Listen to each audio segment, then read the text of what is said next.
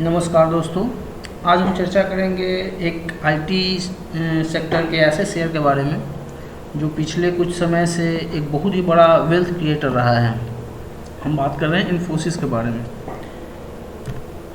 सबसे पहले इसका ओवरव्यू ले लेते हैं। ये कंपनी 7,14,568 करोड़ की कंपनी है, एक लार्ज कैप कंपनी है और इसका जो पी है, प्राइस टू अर्निंग रेशियो, ये 35.18 का है और जिस सेक्टर से बिलोंग करती है उस सेक्टर का पी 40.35 है। इसका मतलब हुआ कि अपने सेक्टर के बाकी पीयर्स के मुकाबले में ये जो स्टॉक है अभी ये सस्ता मिल रहा है।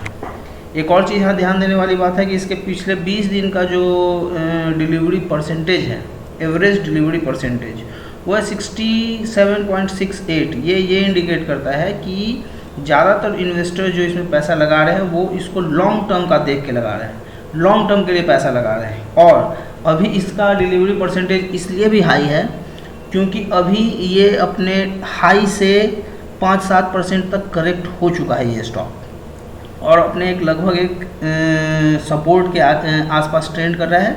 आइए हम चार्ट में देखते हैं इसको।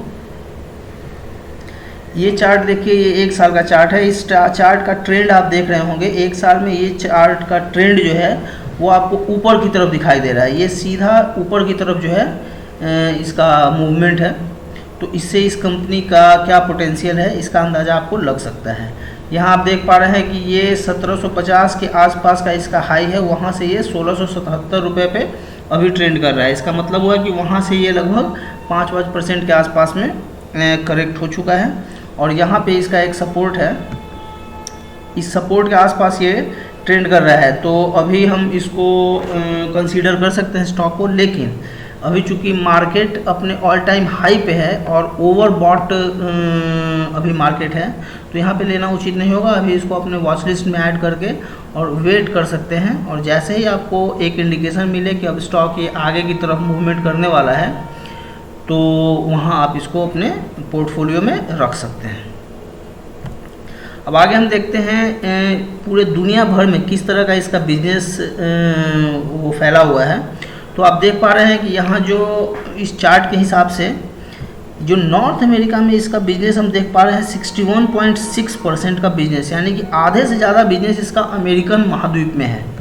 उसके बाद यूरोप में इसका 24.4% का बिजनेस है, रेस्ट ऑफ द वर्ल्ड में 11% का है और इंडिया में इसका 3% का है। इसका मतलब हुआ कि ज़्यादातर जो बिजनेस ये करती है वो भारत के बाहर इसका बिजनेस है, चूँकि आईटी सर्विसेज प्रोवाइड करती है और आईटी सर्विसेज चूँकि दूसरी जो बड़े देश है जैसे अमेरिका और यूरोप जैसे देश है जहाँ पे उनको उनका जो लेबर कॉस्ट है वो यहाँ के मुकाबले काफ़ी ज़्यादा है, तो वो क्या करते हैं कि वहाँ से अपने काम को इंडिया में भेज देते हैं और यहाँ के लोगों को उस काम की जिम्मेवारी देते हैं।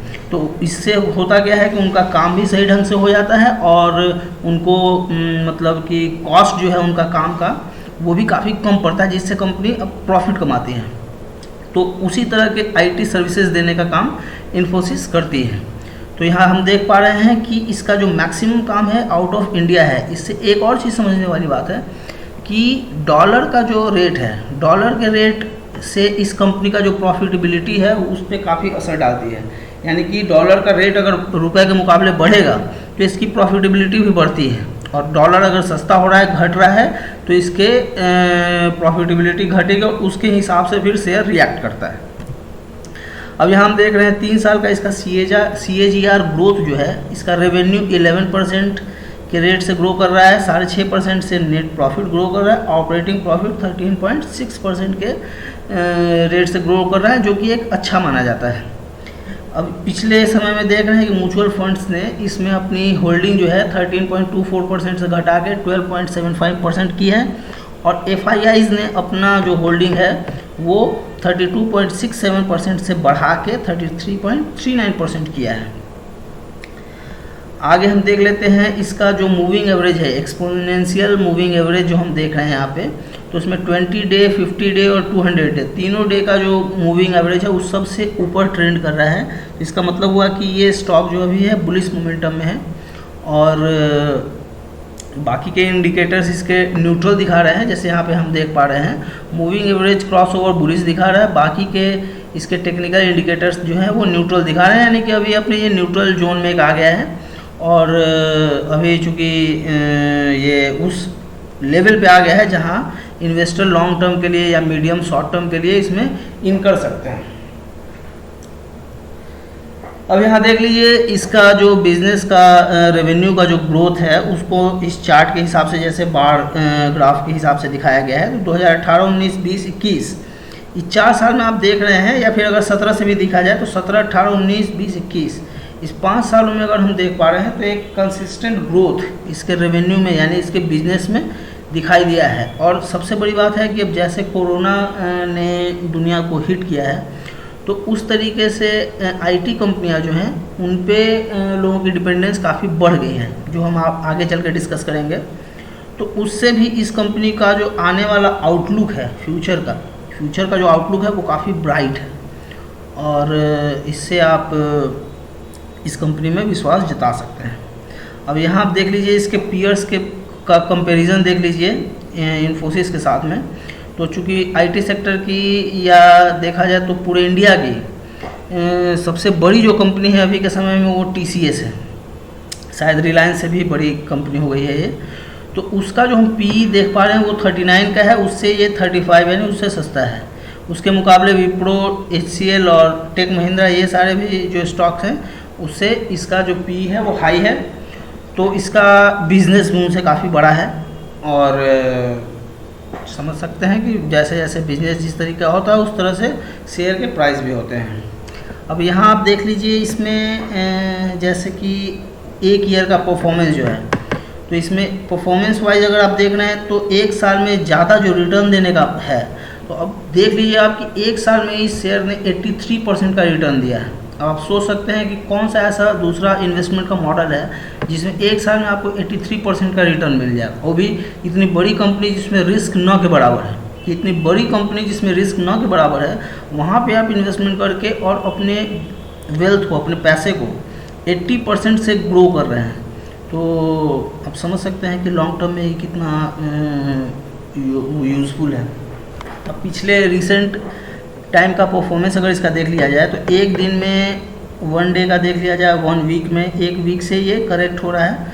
उसके अलावा अगर एक मंथ का देखा जाए तो वहाँ पे इसने 4% का रिटर्न दिया है, 3 महीने 20% का, 6 महीने 32% का, और 1 साल में 83% का, 2 साल में 105% का, और 5 साल में 223% का रिटर्न इसने दिया है।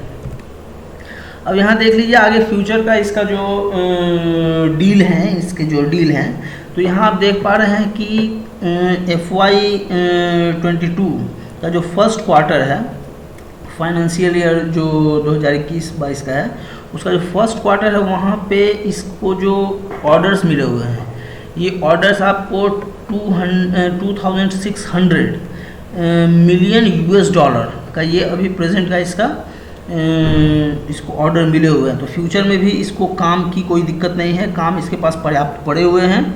और आने वाले समय में जिस तरह का लग रहा है कि कोरोना से लोगों को इम्पैक्ट हुआ है, तो सारी कंपनियां जो हैं वो अब धीरे धीरे अपना, जैसे हम आगे चल के डिस्कस करते हैं, जैसे इसमें देख लीजिए, इसमें आप देख पा रहे हैं कि इसमें एक रिपोर्ट है जिसमें लिखा हुआ है the pandemic has forced enterprises across the industries to embrace cloud to improve time to value, increase agility and reduce cost.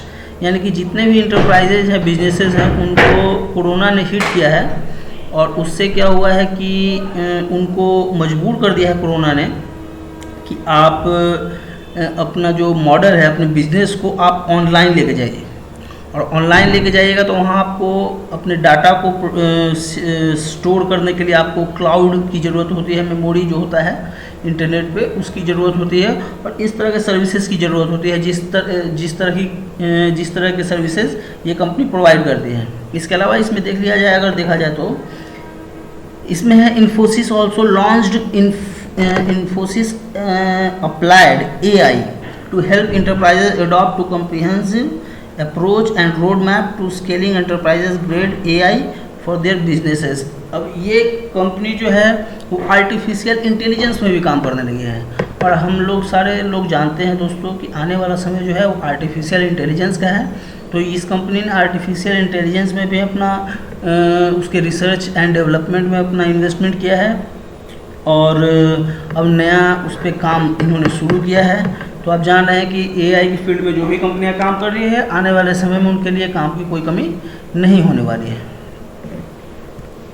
अब यहाँ देखा जाए कुछ ब्रोकर्स का जो रिकमेंडेशन है, उसमें हम देख पा रहे हैं कि इसमें 6 जो दिख रहा है उसमें 5 लोगों ने इसको बाय रिकमेंड किया है और एक ने एक्यूमुलेट का रिकमेंडेशन दिया है।